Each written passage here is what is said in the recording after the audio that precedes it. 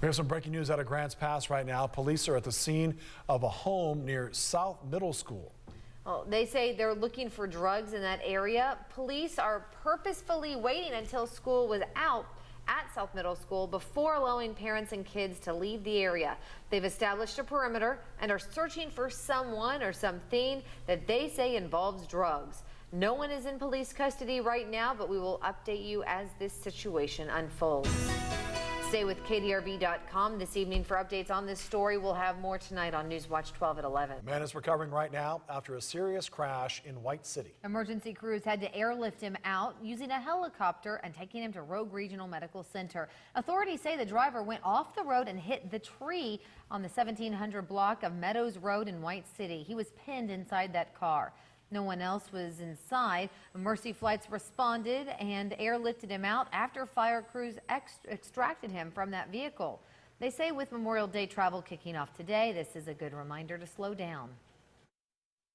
Today's one of the heaviest travel days of the year. You know, everybody's getting out to go camping. It's the kickoff to summer, and the crashes that we're seeing recently in the Rogue Valley are great reminders that we need to be careful, we need to buckle up, we need to slow down.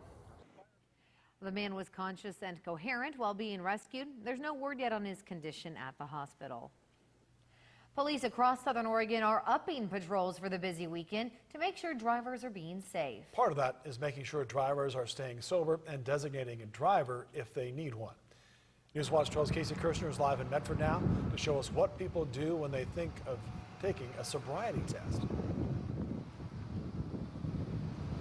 Whether it's New Year's Eve, St. Patrick's Day, or Memorial Weekend, police say they tend to see more impaired drivers on the roads on big holidays. So they're also hitting the road, conducting standard sobriety tests. Police also say that driving on Oregon roads gives implied consent to sobriety tests. That means if you refuse, you actually face a fine and could also have a suspended license. Saturation patrols will begin tonight and they'll last through Tuesday. Live in Medford, Casey Kirshner, Newswatch 12. And stay with Newswatch 12 over the holiday weekend on our website, KDRV.com, for local events, updates, and more. Butte Falls man is behind bars after firing shots, police say, near an elementary school. 67-year-old Gary Rogers is facing many charges, including menacing, reckless endangering, and unlawful use of a weapon. He was arrested at the corner of Fee Street and Cedar Avenue this afternoon. Police say he fired a rifle at a truck just a block from Butte Falls Elementary School. Newswatch 12's Casey Kirshner is live now at the Jackson County Sheriff's Office with a look at what the neighbors saw and heard today as those deputies closed in on the suspect. Deputies were able to defuse a very tense situation in Butte Falls today, which left damage to property, a man in jail, and neighbors shaken. Medford is one step closer to getting rid of unsightly and abandoned homes in the area. Today, Medford Police and the city proposed new code enforcement ideas. The council study session is just a first step in the larger effort to clean up neighborhoods. Newswatch 12's Laura Painter is live in Medford with the reaction of local businesses and homeowners. I'm here at the corner of Court and Edwards, and right here, this house, an example of one of the many blighted and abandoned homes in Medford. Now, neighbors and police are concerned that places like this are hotbeds for criminal activity, and locals say that they simply want these homes gone. Also in Grants Pass, the victims of a young man spoke today at his sentencing hearing.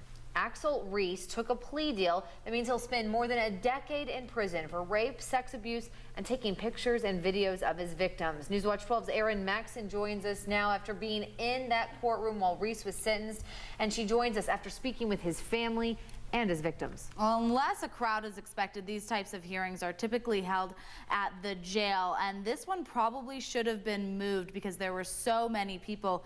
In fact, there were so many people in attendance that some weren't even allowed into that sentencing. Both Reese and his victims had supporters there who sat with them through this emotional hearing. Axel Reese must register as a sex offender and will be tested regularly for HIV.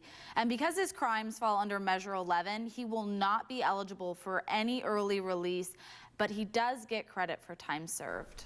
Reports of grass fires in our area have fire crews on high alert, responding and putting them out quickly. Right now, Southern Oregon and Northern California are seeing above average temperatures, causing a higher risk for fires to start and spread.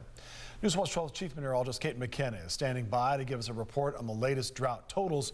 But first, we go to Newswatch 12's Connor Wist, who's live in Central Point to tell us how burn piles can quickly get out of control in the dry spring weather. 2 days, 2 grass fires were reported, and the Oregon Department of Forestry says typical days like this, we're on schedule for hot days coming into the spring, and fire season typically starts in mid-June.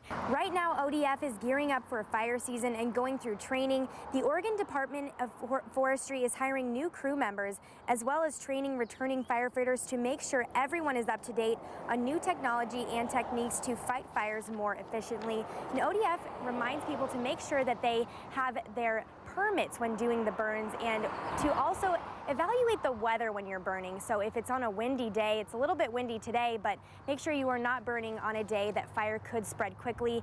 They say after the last 2 summers, this summer has the potential to be very dry and to cause fuel for fires. Live in Central Point, Connor Wist, Newswatch 12. Now, your first forecast with Chief Meteorologist Kate McKenna. The dry winter and the dry spring, for that matter, has been a pretty common topic of discussion. So I wanted to show you our water year totals.